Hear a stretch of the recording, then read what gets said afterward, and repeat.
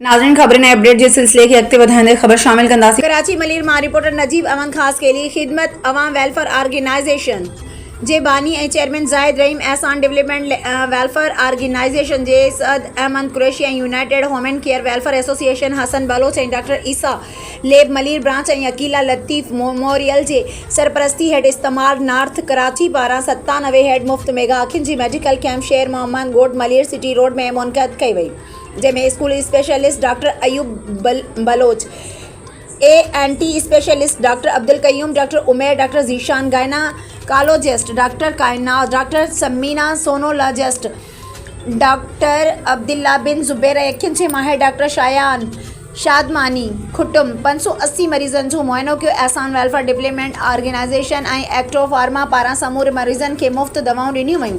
अखियुनि America lens सां memorial अस्पताल नॉर्थ कराची में अकीला लतीफ़ जो मुफ़्त ऑपरेशन कियो वियो। वफ़ाक़ी मेंबर क़ौमी असेंबली अब्दुल हकीम बलोच, मेंबर सूबाई असेंबली मोहम्मद सलीम बलोच, जान मोहम्मद बलोच, समाजी वर्कर फरीदा बलोच, सलीम जी मेमण पीपल्स पार्टी मलीर जे अॻवान आगा करीम खान शहजाद मुजीब कैंप जो दौरो कियो। कैंप में ख़िदमतूं सर अंजाम ॾींदड़ डॉक्टर ऐं रज़ाकारनि बेलोस ख़िदमतुनि खे साराहियो ऐं हर मुमकिन सहकार जो यकीन ॾियारियो।